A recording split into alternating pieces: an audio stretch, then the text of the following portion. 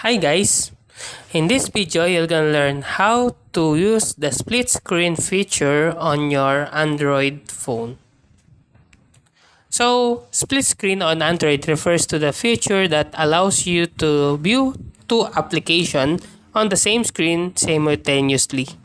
It is a multitasking feature that lets you split the screen in half, with one app occupied to the top half of the screen and another app.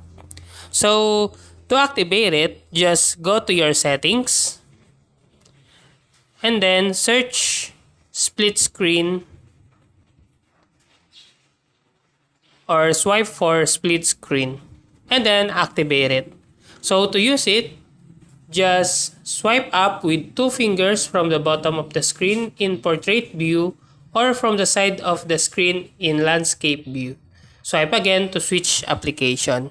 But the other Android phones has a setting that three fingers will be used.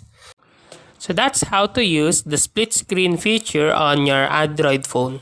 If you like this video, please click the subscribe button and click the bell icon to notify you to our next tutorial.